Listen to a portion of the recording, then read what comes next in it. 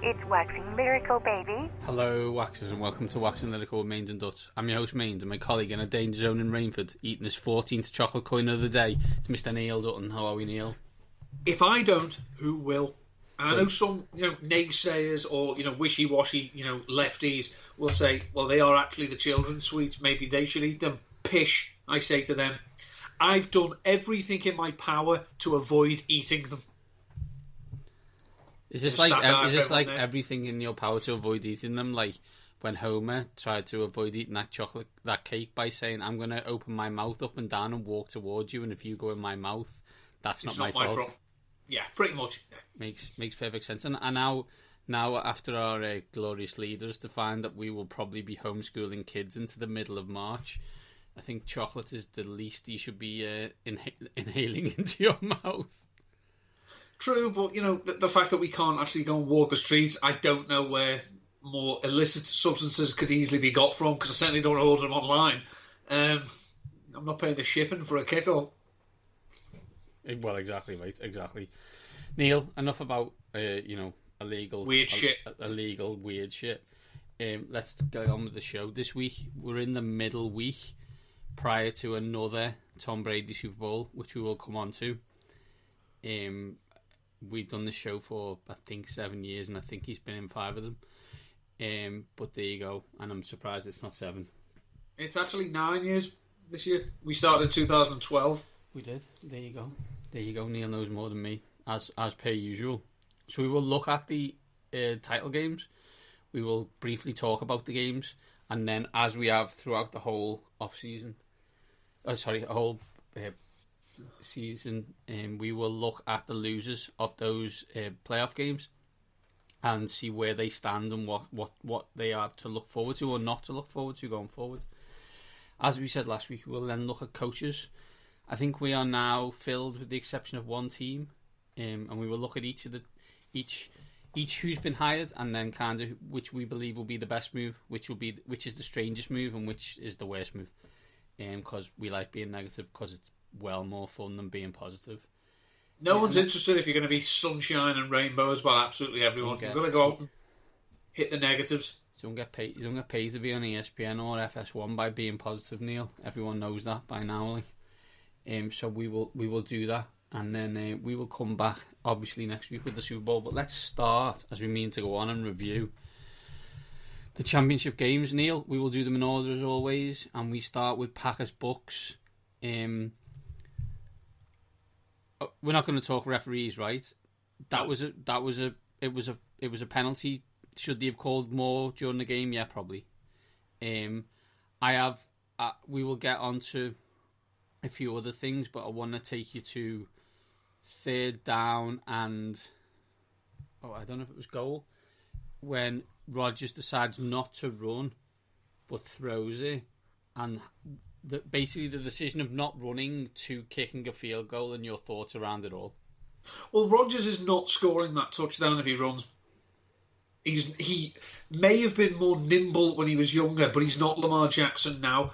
If you actually look, there's a still photo of it. And Ndamukong Suh is, put it this way, his eyes have lit up because he sees Rodgers is running, and he starts thinking, oh, here we go. There's also people in front of him. Now, you can say, well, you put Super Bowl on the line, you make that play. No, you don't, because it's Aaron Rodgers, and he's quite clever. So he's not going to... I think he thought he had 2 downs to do it, and then obviously to find out, no, you had the 1 down. Could he have run a bit further? Yes. And then maybe, at 4th and 2, 4th and 3, is LaFleur almost, forced to go for it then? I don't know. But Aaron Rodgers is not scoring that touchdown. No one can convince me otherwise if he runs it. I don't think he's getting in, right? But I do think he can cause a question on kicking the field goal. My favourite meme of this game was Scooby-Doo and the team lifting the Matt LaFleur mask on to show Mike McCarthy, because that was a Mike McCarthy style play. I think we both thought that the Packers were going to win the game because they were more talented. I think I'd have to go back and check the tape. I was really disappointed with them, especially in the second half. I thought they were poor, and it sounds a bit weird that they can almost escape with a narrative of, well, Mike Pettin did that thing at the end of the first half, and then Matt LaFleur does the final, the fourth kicks the field goal, when they didn't move the ball at all in the second half, and this is my frustration, and why I'm not an Aaron Rodgers hater. I'm far from it, but I do sometimes call into question that people tell me, like, decree to me that he's like the most talented quarterback ever, and he can't move the ball in the second half, and it just in an important game, which I now believe he is 1-4 in his lifetime, and I know he's really talented, but he's got to get his team over the line there. Because what I will say is, okay, Tom Brady won, quote unquote, but Tom Brady didn't really win, did he? Like, he threw 3 interceptions, and they didn't score any points off those 3 interceptions in the second half. So it wasn't like Tom Brady was like this unbelievable performance that just blows everybody's socks off. He was good, but he made massive mistakes that should have been punished and never were. Yeah, I mean, as I say, Aaron Rodgers now has the same NFC Championship record as Donovan McNabb. Yeah. So that's something. And yet there was 3 consecutive drives ended with Tom Brady interceptions, and they didn't score a point off them. Well, I'm terribly sorry. It's the NFC Championship game. You cash in because this team is well, no, it's not even an A, B, or C. It's a 1 start and end. It's Tom Brady. He's not going to keep making those mistakes. It looked like he was going to for a minute. It was like, oh my God, are we actually seeing the 6-touchdown Tom Brady game that we don't want to see to end his career? No, it didn't. It calmed down a little bit.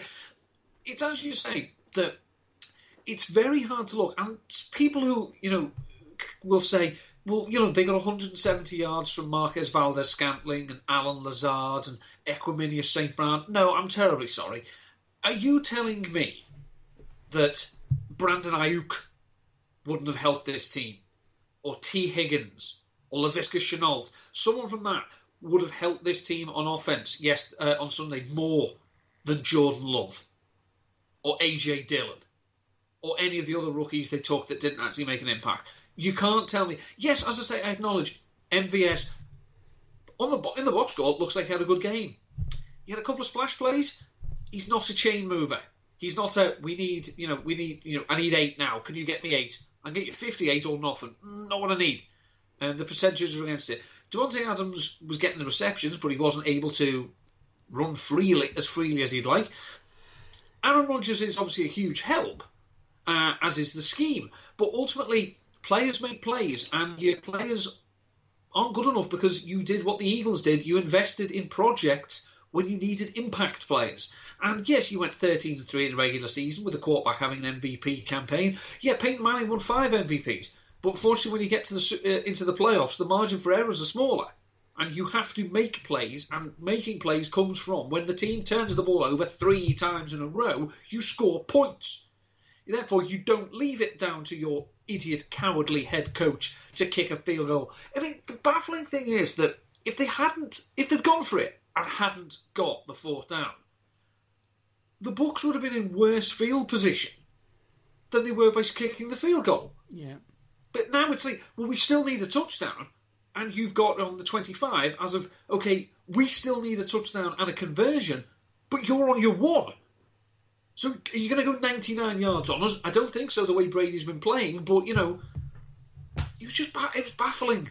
But as you quite rightly point out there, Neil, which I think is quite a sensible way of doing it, before they kicked the field goal, they needed a touchdown. And after they kicked the field goal, they needed a touchdown. But now Tom Brady's got the ball and kind of can ice the game and does ice the game. I guess we'll get on to the Bucs and talk about them a lot more and crazy stats. I will say that there's an unbelievable situation where I think that's the 4th time in playoffs that Tom Brady's thrown 3 interceptions in a game, and he's 3-1. So, as it's better to be lucky and good, but by Jove, it's good. It's better to be both. Rodgers is back though for the Packers yet. I mean, this is just hyperbole, right?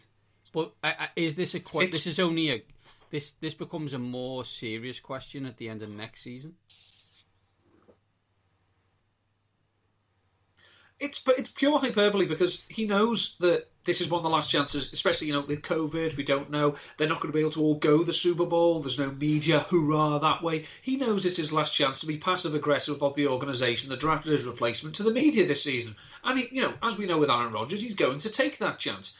I think that he's going to come back with a list of things he'd like to see happen. That next season, whether it is, I need you to invest in this wide receiver, or maybe get a tackle in who doesn't look like a rag doll, so I'm not getting the crap kicked out of me in the NFC Championship game. Maybe it's something monetarily.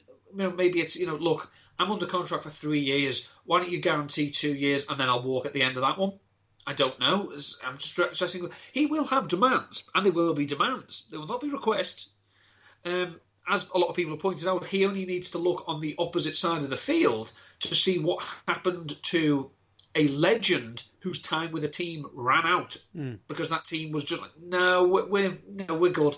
So he went somewhere else, and they literally bent over backwards to help him. They signed his mate, his Hall of Fame caliber teammate. They signed his weird mate who doesn't play on Sunday anyway. They make the offense a bit more suited to him. They draft a right tackle to protect him. The Bucs went all in on Tom Brady, and you cannot say with any degree of certainty or honesty that the Green Bay Packers have gone all in on Aaron Rodgers. Which one of the multitude of wide receivers would you go for in free agency if you were the Packers? Robinson, just to piss off the Bears as well. It probably ticks multiple boxes, right? Kenny Golladay as well, but it piss off the Lions. But ultimately, that's just that's kicking people when they're down anyway. It'd be Allen Robinson for me. There was on the offensive line. I think ESPN do a stat of offensive line win percentage or something like that, and the offensive line was 50%, which was the worst on record for the whole season. Matt LaFleur's got one of them need to get rid of that narrative conversations going on of get on to me winning a load of regular season games against crap teams, but get on to me losing in playoffs that he needs to shake quite quickly. As you say, I mean, he started. He's 26. Was it 26-6 in 2 seasons as a head coach. He's gone 13-3, 13-3. That's great. You've lost 2 NFC Championship games, mate. One of them you got your pants pulled down, and the other one you pulled them down yourself, and you'd had an accident. So yeah, it's a narrative that needs to end, because can we bank on another MVP campaign from Aaron Rodgers next season? I don't think you can bank on it. Not if they're not going to provide him with more weapons. Give Devontae Adams a stablemate. Find out what they're going to do at running back. They've got to do something. They need to work out what they want to do on defense as well, because I think Mike Pettin is almost like playing against himself at times, because he lets teams run on him, and then when he calls plays like they did at the end of the half, it's like, seriously, mate, what the hell are you doing? It's a bit like that. I can't really criticise a batsman who keeps getting out for 50, but there's 150 there for the taking, mate, and you could have had it. 2 NFC Championship games. Look at early career Andy Reid. Yeah, we know what he's gone on to do since the Eagles, but of course, you don't want that. I mean, you don't want that moniker that you can piss the regular season, but when the players come around, it's not going to happen. Because what's the point? Yeah. Let's move on, Neil, and talk Bills Chiefs. Before we get on to the Bills, we raised the chat before about watching the game, and my question to you is probably the question that I think everyone whose team, let's say, struggles on offense has, and that is, how do you do it so that when your quarterback throws it to your tight end, there's no one within 10 to 15 yards of him? I assume that's a cheat code that I need to purchase off someone. Yeah, Andy Reid pressed up down, left, right, R1, R2, R3, R4, down, left 2, and options. And what that does is it takes one of the defenders off the field, and he keeps doing it, which is not fair. It is a type of witchcraft. Yes, we know Travis Kelce is ridiculously, one of the ridiculously talented, ridiculously athletic, smooth route runner and all that. Yeah, that's great. But still, as I pointed out before, the next time I see him make a contested catch will be the first time I see him make a contested catch, because he's wide ass open every single time. And then if he's not open, well, they just don't go to him. They just go to Tyreek Hill instead. We're not going to focus too much on the Chiefs, but I don't know how you stop this short of, murder. See, what I find interesting, and it works in different ways, right? The how different coaching can work in different ways for different people is look at how the likes of Bill Belichick would have dealt with McCole Hardman, and look how the Chiefs dealt with McCole Hardman, and it shows that there's more than one way to skin a cat, right? Because let's be honest, like Bill wouldn't have played him again after that drop, and within I don't know 10 game minutes he'd scored a touchdown and had the ball twice. Yeah, it's an environment where I'm not going to say you're going to be excused for making those type of mistakes, because it was a boneheaded error and it's in the wrong place and time to be making that type of mistake, young man. But it wasn't that's it, you're done then. We're essentially playing with 10 men now on offense, because you can come out and run wind sprints, but you're not going to be getting the ball. But you saw Mahomes went over to him, Kelce went over to him. They refused to let Mecole Hardman be down. Now, I'm not saying that Andy Reid went out of his way then to say, no, we need to get him involved. It was, no, I've got a plan and I know what I'm doing. Yeah. And I need his head back in the game because he's a big part of that plan. Not every coach does it. As you say, Bill Belichick would have benched him. Tom Coughlin would have eaten him. I'm sure there's another few coaches who would, already be scribbling out his waiver claim, his waiver form. But I don't think that's the way Andy Reid wants to do things. Whether you like it or not, it works. So balls to you. Yeah, I was going to say, it's not like it hasn't worked, right? Let's get on to the Bills, because they were the losers in this game, and they had a 9-0 head start, and I never thought they were going to win the game. What I will say is, for them and the offense and Josh Allen, it's great to have Brian Daboll staying with the team and running the offense for another season. The impressive thing about the Bills, and this stands them in very good stead moving forward, is that even as the Chiefs extended their lead, you never got the impression that the Bills were just happy to be there. You got the impression that the Bills were like, how dare you scoring points on us? It was, they had the appearance of a team that went into that game expecting to win, or at least expecting to be able to be competitive. Rather than, we saw last year with the Titans when they went up on the Chiefs, there was still a little bit of, come on now. It's a bit late for you now, boys. Come on, you shouldn't be watching this type of film. Come on, off to bed now. Whereas the Bills were still a bit like, there were still plays they could have made. Obviously, the Chiefs had too much for them. But it's similar to the Browns in that the Bills need to remember what this felt like and know that there are a few pieces away, but they can go away, they can invest, they can draft, they can sign, and they know what they have to do. And what they have to do is they need to beat the Kansas City Chiefs. So they need to put their roster in the best possible position. So obviously they need to win in the regular season, but when they meet the Chiefs again, when it counts, it won't be like this. It might be closer. They might win, because it's very difficult to beat a team 3 years running in the playoffs.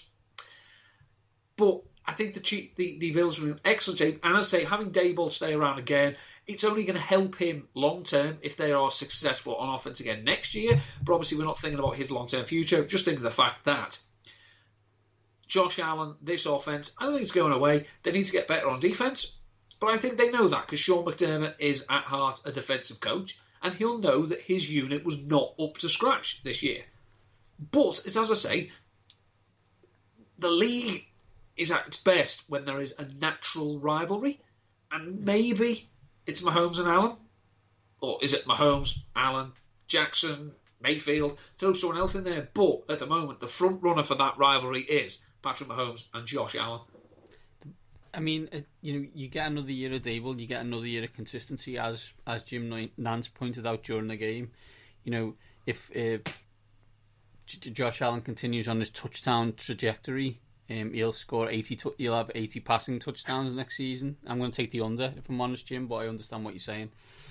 The concern I always have for teams like the Bills is that kind of concept where you can be good, right? But every year you end up coming up and trying to have to beat the Kansas City Chiefs. That's an issue that they now have to think about. Not only how do we win our division and do what we need to do, but the actual question becomes, we're now an elite team and the only team that's better than us is the Kansas City Chiefs, and how the heck do we beat them? That will be the underlying thing. Do they need to get better on defense? Yes, they do. But what I would say on that is, I'm not 100% sure that even if they got like Ravens 2000 better on defense, is that going to stop the Kansas City Chiefs? I don't know. And does that mean you have to actually just get better at offense and get more weapons for Allen? And how you do that is tremendously difficult. Yeah, because as we said, the Chiefs are a cheat code. And ultimately, what is important is that you need to realise that if you're going into Arrowhead at any time of day, any time of year, you're not beating them kicking field goals. No, exactly. Absolutely. Totally agree with that.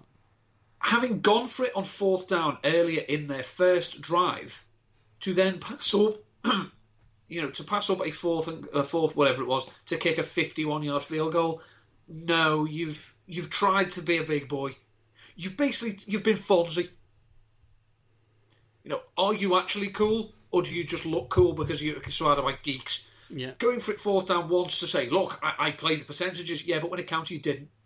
And, your desire to get Tyler Bass to kick as many field goals from 50 yards as possible was admirable. But you're not beating the Kansas City Chiefs with singles. You need to hit triples and home runs. And that's the first baseball analogy I've ever made. Bravo, Neil. Bravo, yeah. I like the Bills. I think they're a fantastic team. Made up for Josh Allen and the Bills, Matthew, for them to be good. I am really concerned that unless something happens that no one wants in terms of some kind of injury, that there's a lot of bridesmaids in their future. Mm-hmm. Neil, that's it on the championship games, and as we said, we will talk more on the two teams in the Super Bowl next week, and highlight how many times Tom Brady's been to the Super Bowl, and what that is in terms of statistics. I've got one here which is my favourite. When Tom Brady made his NFL debut in 2000, there were 31 teams, 6 divisions, and the Seahawks played in the AFC.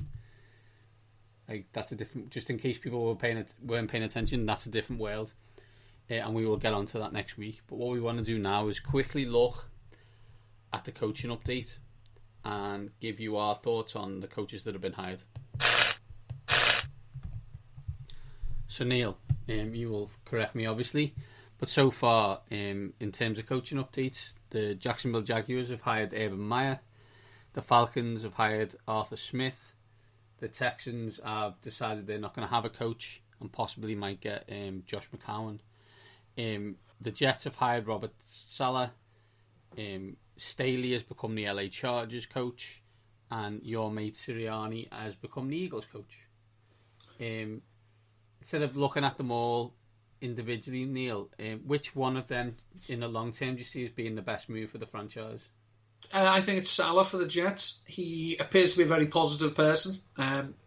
One of those coaches that we hope this is not an act. This is exactly who he is. Seems to be a coach that players want to play for. People like Richard Sherman falling over themselves to say, that this is a leader of men. So when Richard Sherman signs for the Jets in a few weeks, we're not allowed to be surprised. I just think that the culture at New York has been one of, at best, mediocrity for the best part of 20 years. And it seems like this is someone who doesn't want to be mediocre. He actually wants to be great, and he knows about building. Because the 49ers defense was not good when he started, but they built, they invested parts in it. So he knows that, about you had to add to a team to make it good. But now he can control the whole team, the whole club doing that. So for a positive move, I do like that for the Jets.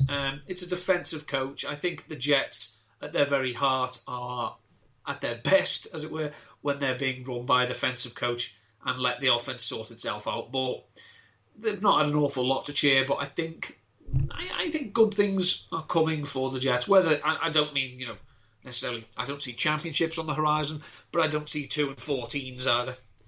The thing with Salah, and I guess it's the same with Staley, right, is they can be great coaches, but the way the NFL works, I was listening to Therese Paler was on with Robert Mays on the Athletic Football Show, and if he would have said in today's NFL again, I would have laughed. But anyway, what I would say is that they can be as good a coach as they want, but they're going to need offensive coordinators who work for them and are able to scheme offense, much like Sean McDermott has with Brian Dable.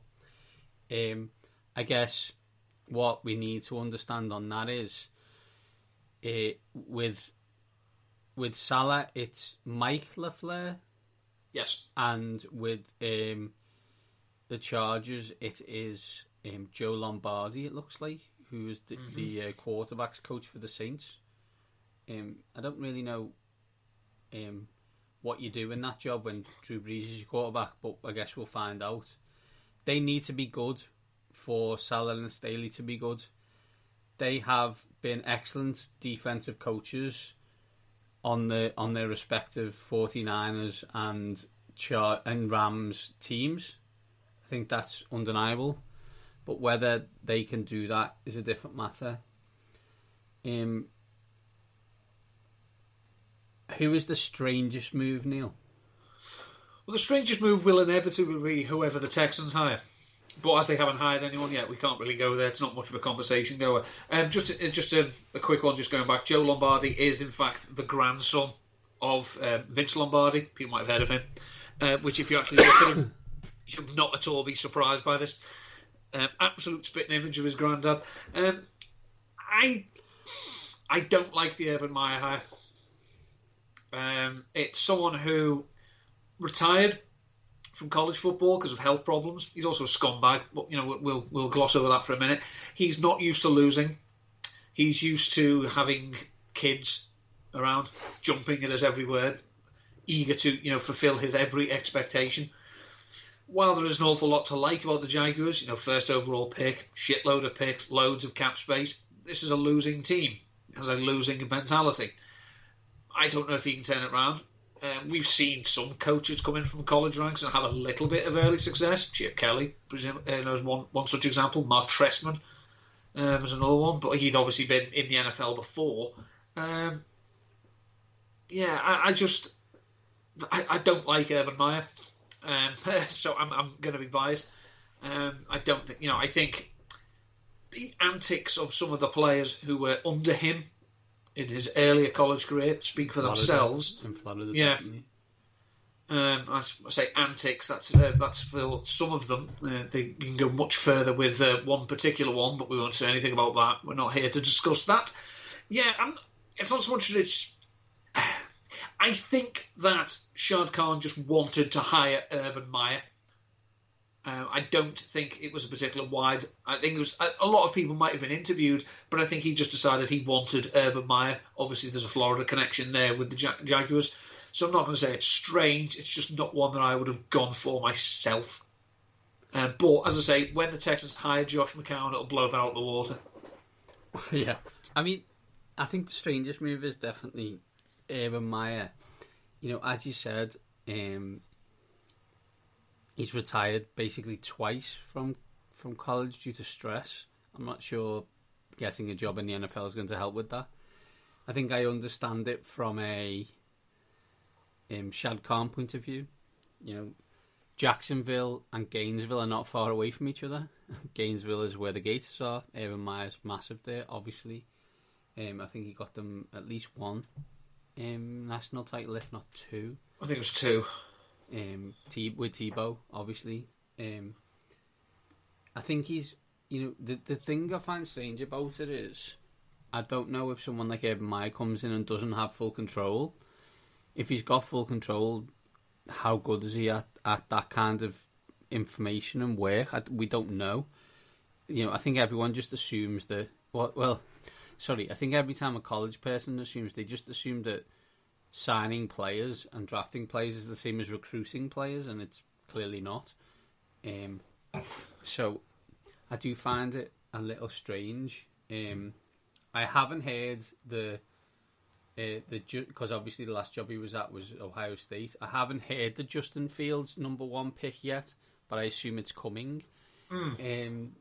Whether that happens or not, I'm not saying that. I'm just saying I assume there will be that kind of narrative would appear sometime in late March, maybe. That the Jags are looking at thingy, fine, cute and that. The end of the day, if Urban Meyer's going to be a success, Trevor Lawrence has got to be good. It's that simple, right? If he's not good, then he won't be. So we shall see how that goes. Is that also, like, if I move on to worst move, the worst move is the Texans. If it isn't Eric Bieniemy, that's the answer. Like, I don't know why it wouldn't be Eric Bieniemy. I think, there's a lot of podcasts that I listen to, and some people you trust, and there's some serious questions that will have to be asked, will be asked, and will have to be answered by the fact that at the moment, with the exception of Robert Saleh, there's no real issue. I guess the worst hire at the moment is actually the Lions and Dan Campbell. Like, how you go to a situation where you look at, if someone gives you reasons not to hire Eric Bieniemy, one of them is he doesn't call plays, right? So then you go and hire the tight ends coach for the New Orleans Saints, like, who then comes out on his press conference and says some of the most bizarre things I think I've ever heard. Something about biting knees or some other kind of strange nonsense, which totally blew my mind. I think that's the worst hire for the Lions, and I like the pick up at GM, but I just do not understand what they're trying to do there, because I look at that coach and what he said, and I'm thinking, does this dude think it's 1990 in the NFL? Because it's not. Yeah. It's lovely to come out and say you're going to be physical, you're going to bite legs off and pull arms out the sockets and, go around and burn people's houses down and kill their families, whatever. I didn't hear the full speech, whatever he said. Yeah, hate to bother you, Dan. Your defence is shite. So when you're establishing the run, and then, after you've kicked your 3, after when you've had a 4th and 1 from the 1, but you kick the field goal because it's what men do. And all of a sudden they then, march up and down the field on you. And the next time you get the ball, you're already down again. But then you'll score another 3. And the best one, and this is the this is the new trope, is that Eric Bieniemy doesn't interview well. Oh, get a fuck. Bill Belichick wouldn't interview well. I don't. But, and honestly, if someone comes out and has the press conference that Dan Campbell does, but you think he interviewed well, did he wear a shirt during this interview? Or did he just walk in, hair tasseled, shirt off, covered in the blood of his enemies, and drop their heart on your desk and say, win? And you thought, yep, I like the way you go. And so it's the, as you said, Eric Bieniemy doesn't call the plays. Yeah, okay, that's right. Doug Peterson didn't call the plays in Kansas City. He called them for a little bit. Matt Nagy called them for a little bit. Dan Campbell's the tight ends coach. What are you actually calling? That's what I'm saying. On game day, what are you doing on game day? That's what I'm saying. Nothing. That doesn't make any sense to me. Like, the Lions have already come out and have already gone back on themselves anyway, because they said they were going to hire an established and experienced head coach and GM. Well, you haven't. You've done neither. He had 12 games as interim head coach of the shit Dolphins back in 2000. 15, was it? Yeah, they were shit. I think it was Cecil Lammey as well, does a lot of work about the Denver Broncos, who described Dan Campbell as the human bicep, because that's what he looks like. What do you think he's going to do? You think he's going to come in and say, I really, really want to open up the passing game? I mean, I wouldn't be at all surprised if they called Matt Stafford and say, hey, we're going to get a new coach in, it's going to be Dan Campbell, and his next words were, I think we should see other people. Well, they are going to see other people, and I'm sure we'll get onto that chat in the off season. The best thing as well. It's for the Washington Football Club. And of course, the best thing is it's the first of the many off season tropes of which running backs could play in the slot. Let's be honest, Dan, you're never putting DeAndre Swift anywhere near the bloody slot, are you? It's never going to happen. No. Just no. Do we want to quickly talk about the thought process that somehow Josh McCown's going to be the head coach in Houston? If you interview a lot of candidates, the point could be made that you're casting a wide net and that you want to absorb as much information as you can before you make a wise and informed choice. The flip side of that is you don't have a bloody clue what you want from a head coach, so you're just interviewing everyone hoping you stumble across one. If they hire Josh McCown, who is under contract as a player for them in 2021, as their head coach with no coaching experience, he still hasn't officially retired, while people like Bieniemy, Bowles, even Leslie Frazier, these people are passed up again. Literally, there will be a riot.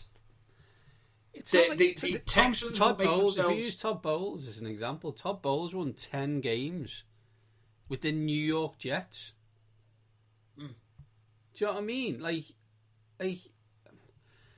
and his defense was excellent, or has been excellent. So it just people who, unfortunately, and this is wrong, and this is what needs to be addressed. People who look a certain way hire people who look the same. Yeah, that's what's happening. So, and it's wrong, because it shouldn't matter what you look like. It should matter what your ability is. And I refused. And Dan Campbell may be good, but I refuse to believe, as you quite rightly point out, that he's going to be he's interviews better than Eric Bieniemy. I just don't see it. But he anyway. interviews different, and you don't like different. Correct. The Texans will make themselves a pariah team if they do this. Teams won't feel their calls. They won't want to do business with them. It'll just be, no. Hey, we'd like to swap, we'd like to move up in the draft. That's a lovely story. 4 picks, please. It's only 4 spaces. Don't care. 4 picks. Or piss off and don't call us again. Yeah, absolutely. Absolutely. Well, Neil, that is the show. We want to do a quick one. We wanted to keep the momentum going, and then we'll get ready for the big Super Bowl preview next week. Is there anything you are writing prior to that, to next week's show? Well, I have. I've looked at Daniel Jeremiah's first mock draft. I did that for Player Profiler. Looked at the skill position players mentioned in his draft, and then very kindly, 2 days after I'd written it and submitted it, the news came out that Matthew Stafford's going to get traded, so DJ updated his mock. So thanks for that, Daniel. That's much obliged. Yeah, you talk up. Your name's moved the sticks. You've moved the bloody goalposts on me there, son.